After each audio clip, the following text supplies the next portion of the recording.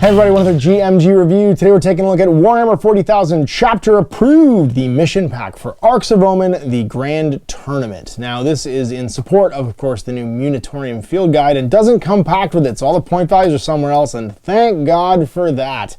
I don't want to talk about point values, and there's other people that will debate that minutia, but it ain't for me.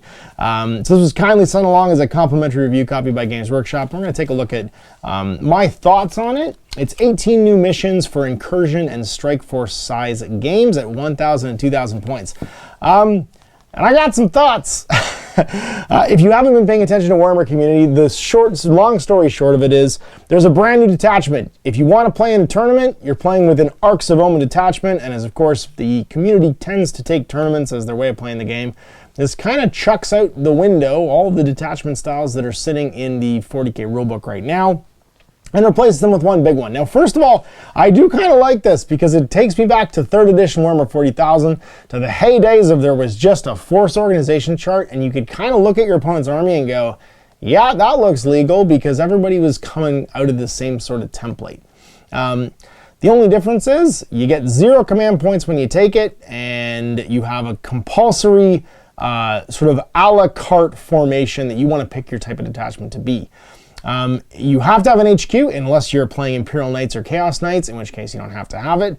And you pick what kind of compulsions you want. It's 3 of any of the following: either troops, elites, fast, heavy, or Lords of War. So it kind of just does away with all the need for all those additional attachments, which I'll be honest, I'm kind of fine with, and replace with this. Then you can have other units you want. You can have up to 9 troops, up to 3 elites, up to 3 fast, up to 3 heavy, up to 3 Lords of War. So you can take a 6 Lords of War unit detachment, 3 more HQs, 2 flyers, 3 factions, and a partridge, or 3 fortifications and a partridge and a pear tree. You can also take this little guy over here of elite character units. So all those elite slots that are eaten up by things like apothecaries and like little 1 model units, they give you a little freebie of up to 3 of those to sprinkle in as you like. And on top of that, you can buy Battle Brothers and Arks of Omen. You have an Imperium detachment. You can include Agents of the Imperium, Auxiliary Support or Patrol detachments, 1 Imperial Knight Super Heavy Auxiliary detachment, or 1 Voton Patrol detachment. So the Imperium guys can take little baby detachments to other buddies to go hang out with them. If you're playing Asuryani or Drukhari, you can take Harlequins as an ally detachment.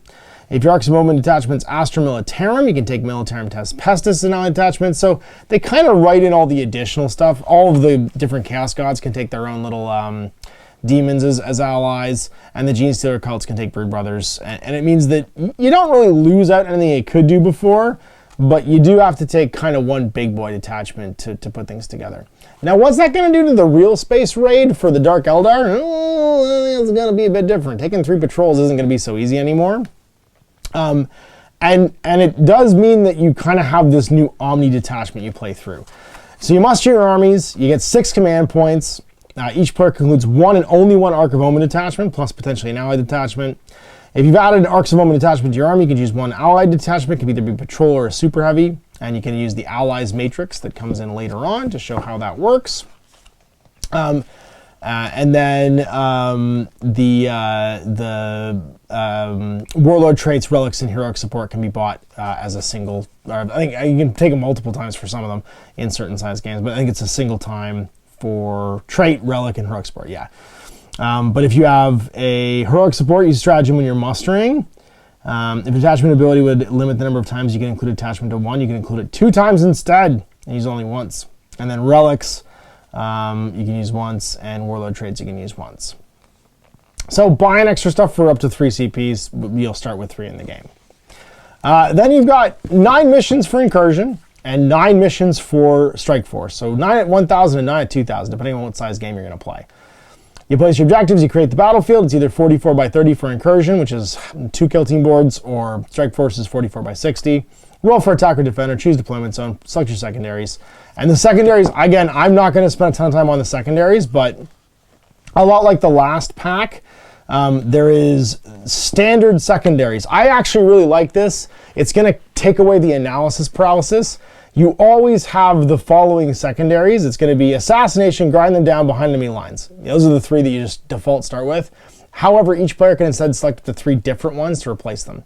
The secondaries you can take can be found on 14 to 56. You can take the generic ones, or you can use the ones that are attached to your different legions, detachments, or faction. And they replace everything in the codex. So everything that was in the codex is gone. Again, there's going to be someone who knows way more meta stuff to talk about that than me. But from my point of view, the big key point is you start with these three. So if you don't want to think about it, just play Assassination, grind them down and behind enemy lines. I'm going to do that every single game because I don't want to. I would rather just do them all the time and know that that's legal.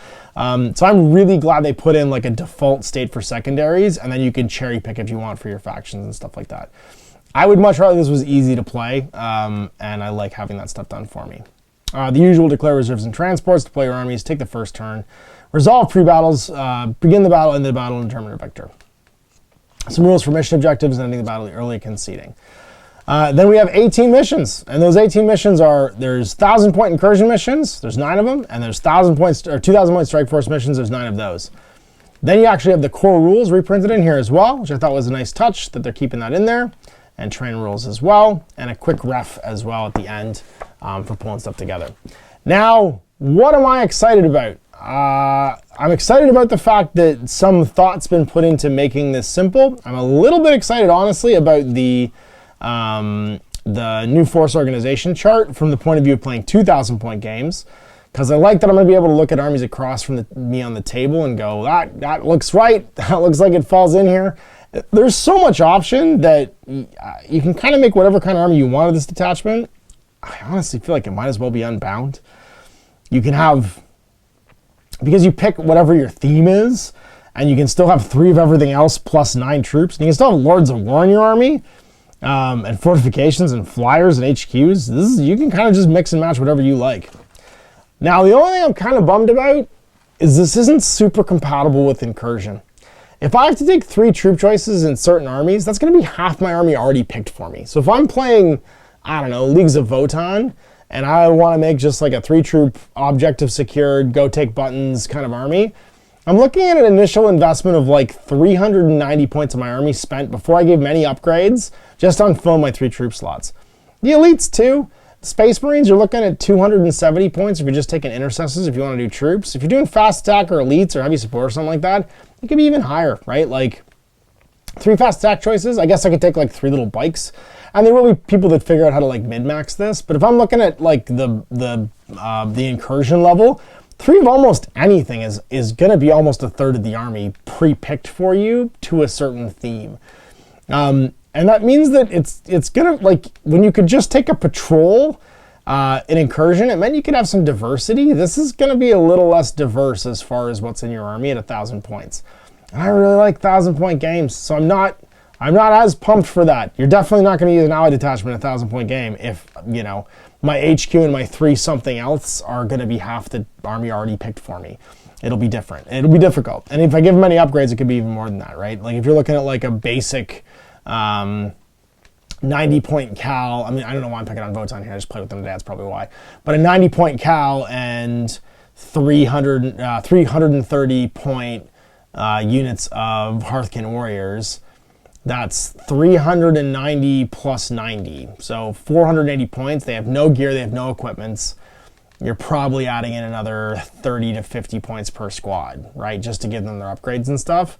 So now we're at like 600 points in my army that I didn't really have a lot of choice in picking, and I get to add 400 points of something else.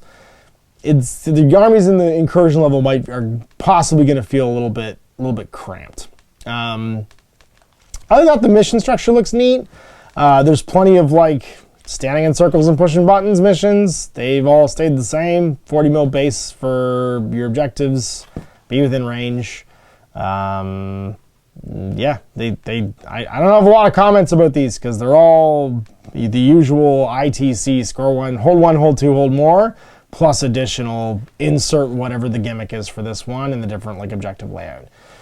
So I don't really have a lot of comment about that. It's more the change to the army structure that I think is interesting, and the fact that they've kind of effectively made it a choose your own adventure for making your detachments going into the game. So I'm gonna give it a try. We'll play some more incursion, see how it goes. But as incursion is like my chosen sort of like 40k game size, which makes me weird. This again feels like it's just pushing everything towards 2,000 points because the incursion stuff, while it does get half the missions in here, I don't know what the armies are going to look like. It feels like you get a lot less options in incursion, and not because you have a lot less options, but because you're forced into a detachment where a big lump of your army is kind of pre-selected for you and you don't get a choice about how it's going to be made. Apart from just like what battlefield role it comes from. So I guess, I mean, the elites might be more popular than troops, but then you have no obsec and it's hard to hold zones. I don't know. We'll have to make some lists and see how it works. But I'm interested in giving it a try. On top of the boarding actions, this is a neat new packet for doing some more incursion level games. So there you go. There's my incursion focused look at chapter approved Arks of Omen, the Grand Tournament mission pack. Big thanks for watching. We'll see you for more GMG reviews. Till then, I'm Ash. Have a good day. Hey there, I hope you enjoyed that video. There are tons of other games already recorded for you to watch. Click over to my channel page if you haven't already, and have a look through the dozens of playlists full of videos. I guarantee you'll discover a game you haven't seen played before. I put out new videos 7 days a week, and every day is themed to a different genre as I continue to explore the wider world of gaming. Of course, none of that's possible without you, the viewer, so click a like and subscribe if you'd like to stay on top of what's happening here daily. My 2 kids and I are massively grateful to be able to have the flexibility of this job so I can always maximize my time with them. If you want to support me continuing to put out this content, it's only possible because of my amazing backers on Patreon who support the studio, equipment, and model cost, as well as being how I make the bulk of my living. You can also help out by buying a t-shirt through Spreadshirt, a measuring gauge or widget from Death Ray Designs, or buying one of my games and supplements like Last Days, Gamma Wolves, and Blaster. As a way of showing my appreciation, patrons get early access to new games and supplements that I write throughout the course of the year. Huge thanks for watching, it really does help out, and happy gaming.